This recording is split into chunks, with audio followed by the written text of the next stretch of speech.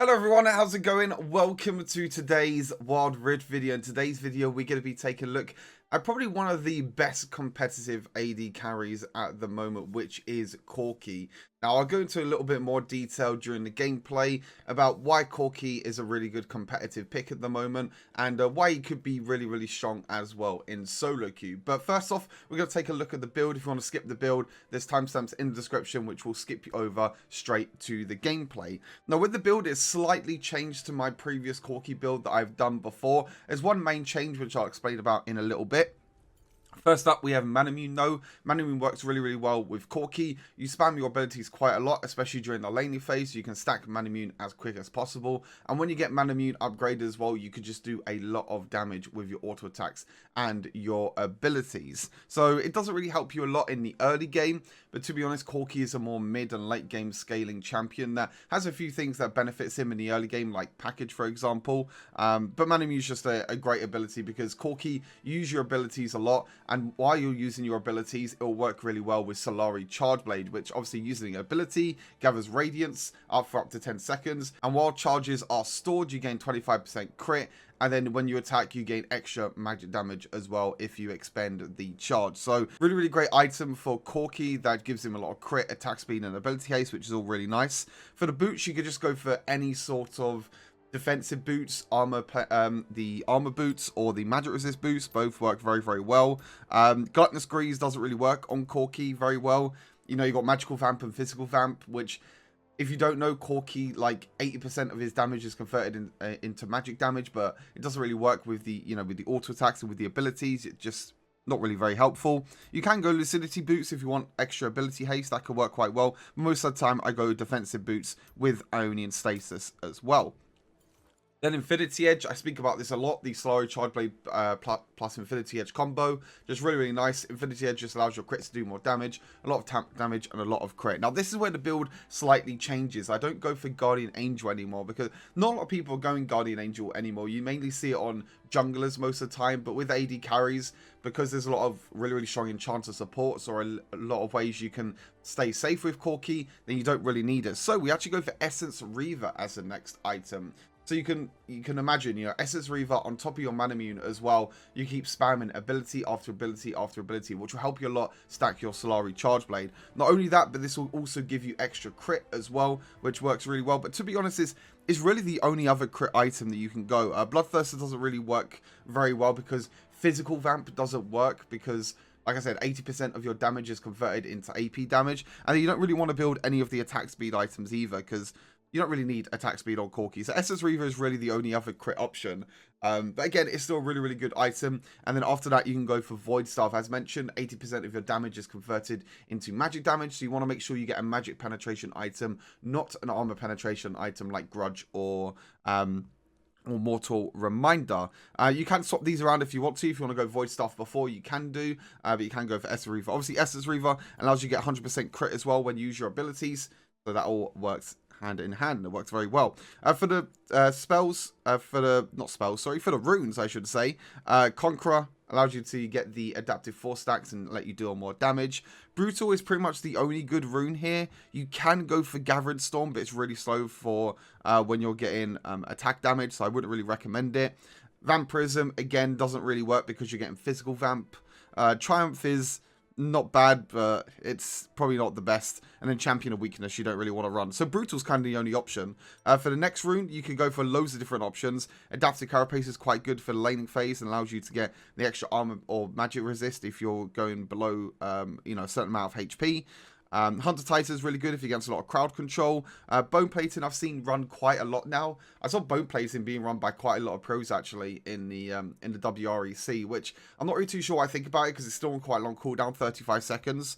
So it is quite a long cooldown, but I can understand with obviously all the burst damage that's in the meta at the moment.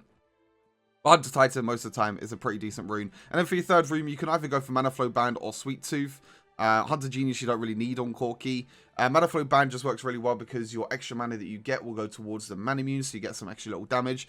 And then Sweet Tooth as well, obviously, you get the extra Honey Fruit healing and everything as well. But most of the time I go for Mana Flow Band. And then for the summon spells, you got Flash and you got Exhaust. Flash is obviously really important to make sure you can escape or go forwards. And Exhaust is quite good as well on AD carries recently, because if you're against them AD bruisers or assassins and your support is not near you, you take an Exhaust instead and your support taking heal is quite good, especially because, well, especially in the next patch, I should say, in patch 3.1, because the heal is going to get changed ever so slightly and Exhaust is getting buffed and everything as well. So even though it's strong at the moment, I think it's going to be even stronger in the next patch. But that's everything with Corki. We're going to get onto the gameplay now, so hopefully you will enjoy, and I'll see you all in a bit. Alright, onto the gameplay we go. So this is going to be a bit of a commentary to one of my games. This is a game that I played off stream as well, so no one's seen this before. This is exclusively on YouTube, so I'm going to be talking about a few things with Corki. Just because I wasn't able to really play any games yesterday, I had to do a few things, and I was co-streaming the WREC event, so I didn't get to play any games yesterday. So I played a few games off stream in the evening, and I thought it would be the best time to talk to you about Corki. And first thing I want to talk about is obviously Corki in competitive.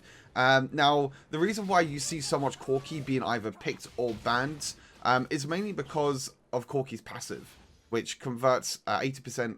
Roughly about 80% of his physical damage into magic damage. Now, at the moment, in the current meta, you see a lot of AD bruisers and AD assassins being played in solo queue and especially in competitive as well.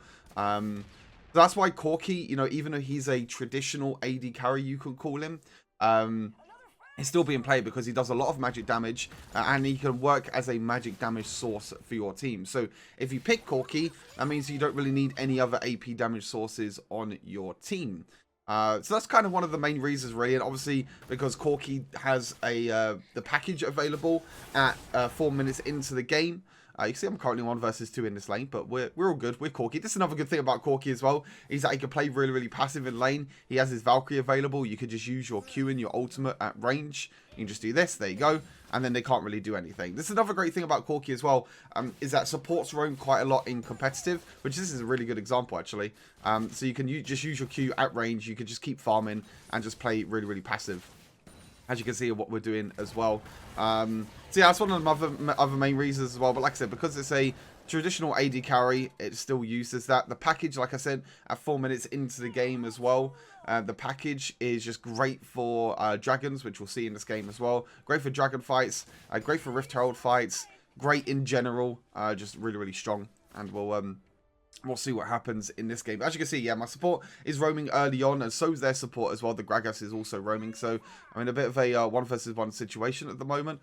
So again, I'm just playing passive, just using my abilities to farm at range. Obviously, Corki doesn't have the most mana in the early game, but once you get that tier online straight away, then you can just keep spamming your abilities as much as possible, and then you'll be completely fine. You can wave clear quite easy under tower as well, as you can see. Nice and easy. I'm pretty sure I get every single minion here, because why not? Actually, do I get every minion? Oh, I did get every minion. Okay, I guess I'm just that good. I get every single minion under the tower. Corki one trick. Here we go. But yeah, the build that I'm going this game is one that I saw from the WRC from a person called Redemption, who is the AD carry. I say AD carry, the duo lane carry, because there's not really AD carries in the meta at the moment. For Game Lord, who's in the upper bracket final against Rixol GG, which will be happening this week. So yeah, he plays Corki a lot. He always has Corki bans against him as well, just because how comfortable and how good he is with Corki. And this is the build that he's running. It's kind of similar to my build, but he doesn't go Guardian Angel as his last item. He goes for the Essence Reaver just to get more crit and help, I guess, a little bit with his mana as well. Because Corki, you love spamming abilities. Obviously, with Solari Charge Blade, we're stacking your Manamune as well at the same time. And in team fights, you could just keep spamming your rockets out constantly throughout the whole team fight, which is always very, very helpful. So as you can see at the moment in this laning phase, it's Corki Janna against Gragas Jinx. So every time Gragas tries to engage, Janna is a great pick against Gragas, because Gragas walks up, tries to body slam, and then he can't really do too much. He just gets denied by the tornado every single time. Obviously, Janna has the range advantage as well. I kind of had the range advantage as well over the Jinx. I think Gragas is walking up a little bit too far here. I accidentally missed my rocket. That's my auto aim coming in handy there. As you can see, 4 minutes is coming up, and I'm going back. You can see my package is available. I'm going to go back and get my Manamune as well. Get that completed. And I'm going to get my package for the dragon fight. So you always want to do this with Corki every single time it's 4 minutes into the game. You don't want to go straight to Dragon. You want to go back and get your package first. You can see I'm going to the duo lane first just because the Dragon is not getting focused at the moment. You can see that they were going for the Rift Herald, so now we're going to try and go for the Dragon. Lee Sin starts to rush it. I'm just trying to push this lane as much as I can to try and deny the minions as well, because obviously denying minions and denying experience is also an important thing, but you can see I'm trying to clear this as quick as possible. The Jinx and the Gragas is here as well, but this is where package comes in handy. I could jump in onto the back line, I could jump on this Jinx and kill him, then Gragas is sitting on my package the whole time, getting dealt damage, and there we go. We get a few kills, and we also get the first Dragon of the game. So a really, really good start, and just shows how strong package can be, because you can see the distance that you can cover is quite a lot. I see Yasuo is quite low in the mid lane. I rotate to mid lane here to see if we can get any advantages, maybe trying to get the mid lane tower. And especially because Yasuo was low as well. So you can see we're going to try and kill Yasuo on the tower here. I tank a little bit of the damage, but we kill him in the end, which is really, really good. So tanking up the damage, using my barrier, just allowed us to get the kill on the Corki. And Lee Sin got the kill in barrel lane as well. So really good early game start, even though they got first tower of the game and they got the Rift Herald. Still quite a good start. You can see I'm using my abilities in the base as well. This is another thing as well, is that using your abilities in the base will just allow you to stack Solari Charge Blade quicker. You can see how that I'm going for that as the next item. I don't really like going for some reason, I don't really like going to Cloak of Agility as a tier 2 item.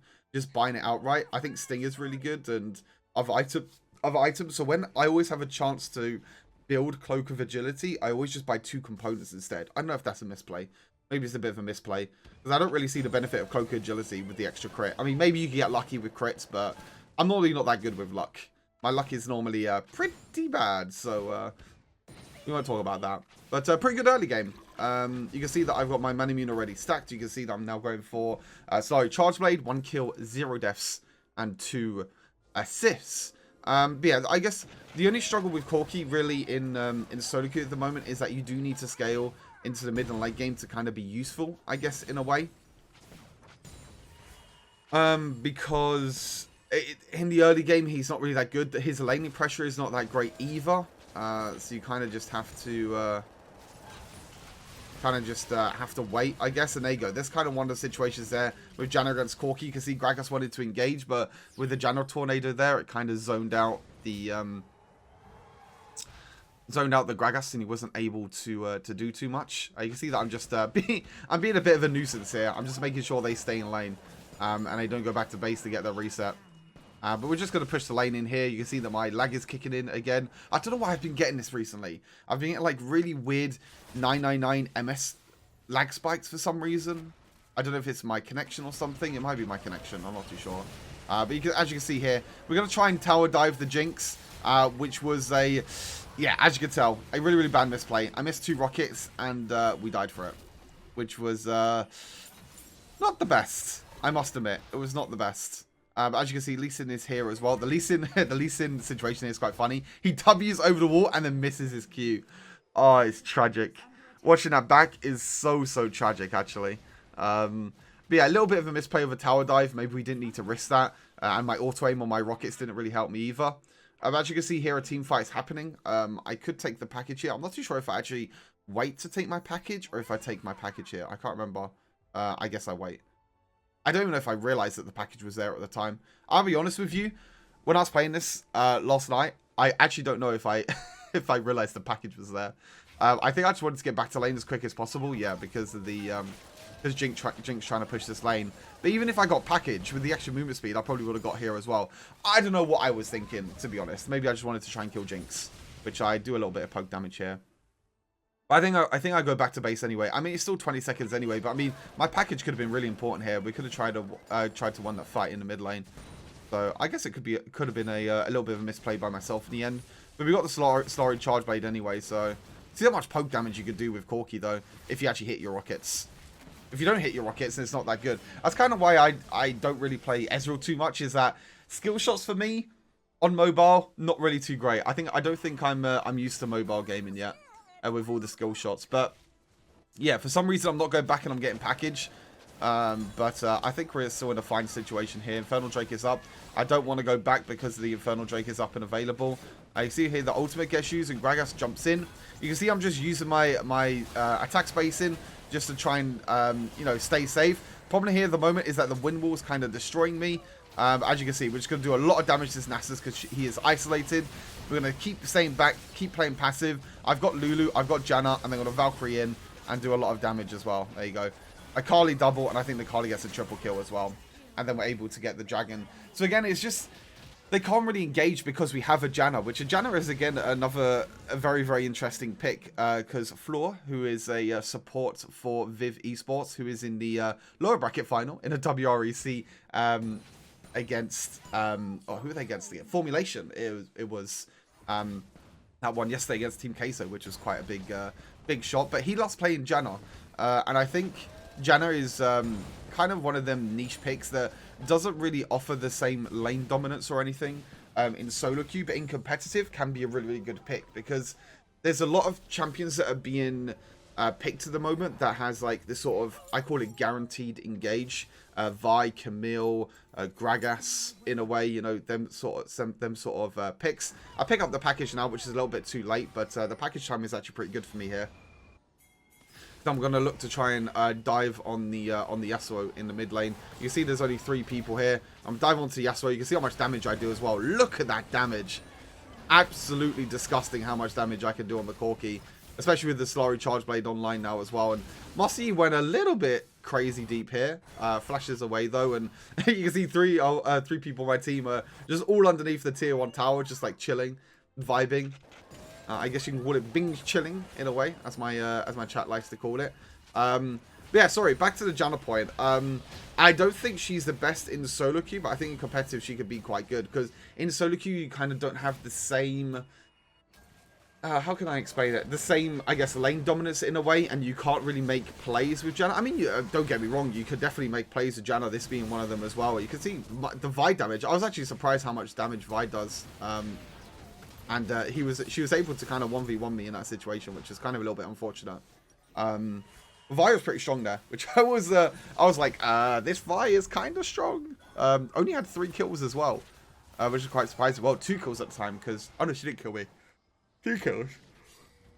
She did have 2 items to be fair. I guess she did have Trinity Force and Blade of Rune King, so not surprised. But I think with a Janna near me, I was expecting to 2v1 the Vi, but I guess Vi's just too strong at the moment. Not really too sure. A little bit of a misplay from me. A little bit of an overstep. I think I still need to scale quite a lot into the mid and late game. And yeah, we'll see how it goes. The mid lane is being put under pressure at the moment. I'm going to stop wave. Okay, so this is one thing that I wanted to talk about as well, is kind of lane assignments and wave management in a way. Because you can see here, that's a lot of gold that someone could have missed out on. If I went in the mid lane and we was taking a team fight in the mid lane there, that would have been a lot of gold that someone would have missed out on. You can see I can build Infinity Edge. I got about 400, 500 gold there, which is quite a lot of gold considering it only took like, you know, 10 seconds to walk up to the lane. And as you can see, my mid lane wasn't really in any sort of danger. So making sure that you always keep your eye on the sideways to see where they're pushing and see how many minions are in the sideways is actually really, really important. Because if you lose a lot of minions, that's losing experience, you're losing gold, you're losing wave priority as well in the side lanes, which can be a really, really big thing. Because wave priorities as well is obviously quite a big thing at the moment, especially when the objectives are one of the most important things at the moment in Wild Rift. You can see here that the dragon is spawning very, very soon. The package is available as well. I think I'll go back here for the package. Yeah, I'm gonna go back here for the package. Dragon is up in 20 minutos. Actually, no, it's not minutos. That's minutes. Seconds. I meant to say seconds. I don't even know what minutos is. Is minutos like Spanish? I don't know. I feel like it's a meme or something. But anyway, moving swiftly on. Dragon's up in 10 seconds. And we're going to be going for that in just a second. Going to get this mid lane priority. Going to get the mid lane pushed in. You can see I do get caught here, but I time my package really, really perfectly here with the Lulu as well. The Lulu Polymorph and also the Lulu Ultimate on top of that. So I was able to survive. So I did push up a little bit too far here. But my package timing, as you can see, because Corki becomes basically unstoppable, it actually denies the package engage. Sorry, the Assault and Battery by Vi, which is actually quite a good, what's the word called? Quite good synergy, I guess, to know. It's not really synergy, it's kind of counter synergy in a way. Interaction, that's the word I was thinking of. Really good interaction to know. Because I never knew that interaction was a thing, so I guess when Vi ults on top of you and you have package, you can just use that and you're unstoppable. And then Vi stays in the place as well, so she also takes damage. And as you can see, we're able to kind of bait the enemies in a way and work towards the next item, which we're going to go for Void Staff. So I went for Void Staff this game because they have a Nasus, and I want to try and break through this Nasus as quick as possible. Because it can be quite annoying to break through the Nasus. I'm not too sure if Gragas was building full tank as well. I think Gragas was maybe building full tank. I could be wrong though. Maybe Gragas was not building building full tank, but I guess we'll have to see when we next see the scoreboard. You can see my damage. That was one ability and one auto attack onto Vi. It's a lot of damage. I mean, if you can scale with Corki and if you can play safe in the early game, the amount of damage you can do is disgusting. Like, it's ridiculous. It's honestly ridiculous. You can see that they're heading towards Baron, so I was a little bit worried, so I'm using my abilities in the bush. Another cool thing about Corki is you can use your abilities to see if they actually get used. Shadow gets used by my support, which kind of reveals that there's no one here around us, so we can look to try and pressure in the mid wave and also the Baron lane as well. You can see we're trying to get a little bit of deep vision in the jungle. Vi is here, so I'm going to do a little bit of cheeky damage to Vi, and we're going to try and catch up Nasus here. So Nasus uses the ulti. You can see I Valkyrie away straight away. As soon as Nasus using the ultimate, I Valkyrie away, and you can see I'm just staying back. I'm using my abilities, and when I have the chance, I'm going to step forward and auto attack. I get 1 kill. I get 2 kills. I'm waiting for Yasuo to get the triple kill. I go on to Jinx here, and Jinx has absolutely no chance at all. This is a really sad moment, by the way. I get the triple kill, and then 1 more auto attack away, and I could have got the pent-up. Did you know what happened there? Jinx used her stasis, and I couldn't focus her, and I accidentally focused on the tower. So my 1 auto attack that I needed to get a pentakill this game went on the tower. We have some Fs in the comments if you're still watching to this point. Can we have some Fs in the comments? That was an easy pentakill. You can see how much damage Corki can do in the air. I mean, you can see the F notes as well on the floor. I mean, even in game as well, they know that it's an F moment for me because that could have been a pentakill for me.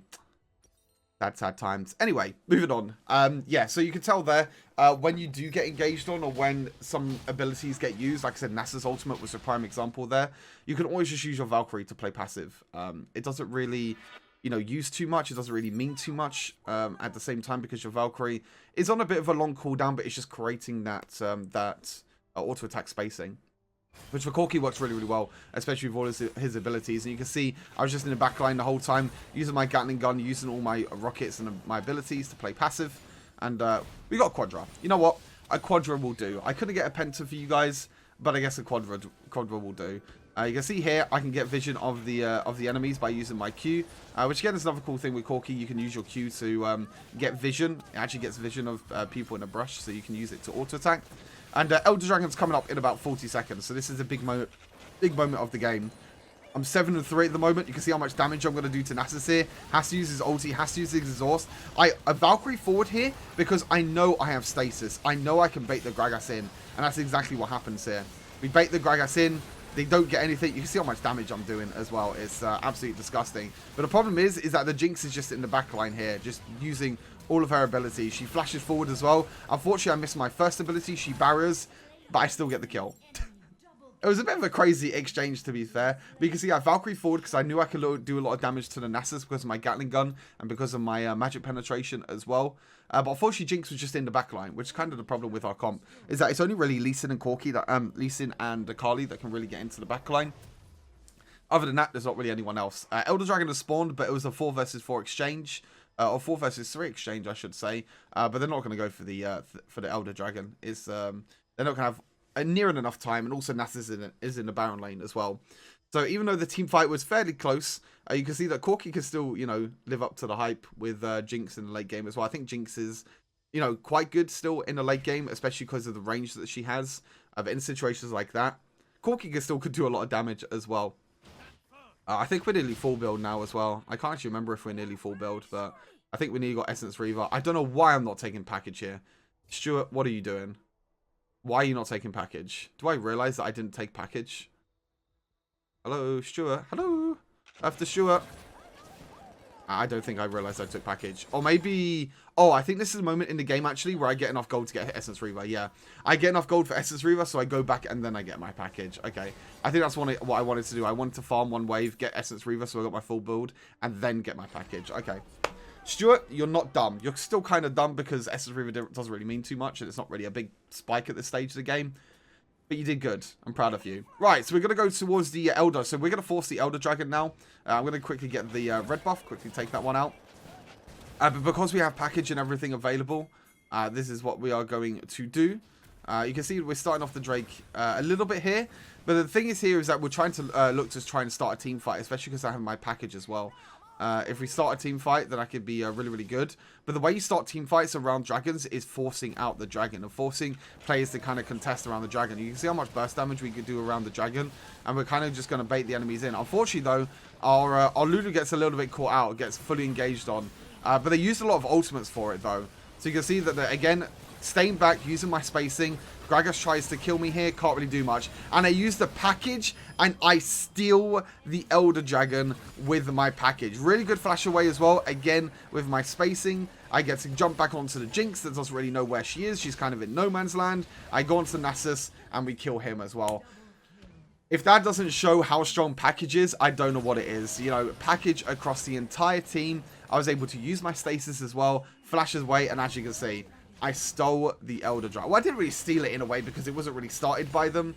But I was still able to secure the Elder Dragon with my package, which is kind of crazy to be fair. And if you don't think I stole it with my package, go back and you will see that I got 150 gold from when I used my package, which is the amount of gold you get from getting a dragon. That's it. That's the end of the game. And that just shows you the power of Corki in the middle and late game. Early game, you just need to play passive. You don't really need to exchange or do any sorts of damage or anything early game. But this just shows you how strong Corki can be in the mid and the late game. You're going to see that my damage numbers should show up very, very soon as well. Quickly skip through all of this. MVP as well. 7 awards in the end. You can see my damage. 52,000 damage on this Corki. That's 30,000 damage. Well, actually not 30. Nearly 20,000 damage more than Jinx. Quite a lot of damage. But anyway, hope you guys all enjoyed this. A bit of a different video, but hopefully you guys all enjoyed it anyway. Most of the time I do live gameplay, but again, like I said, I didn't get to do live gameplay last night because I had to do a few things. I was co-streaming WREC, but I hope you enjoyed this bit of a different video, a bit more in-depth about Corki and explaining my decisions. And yeah, hopefully see you all in the next Wild Rift video. Peace.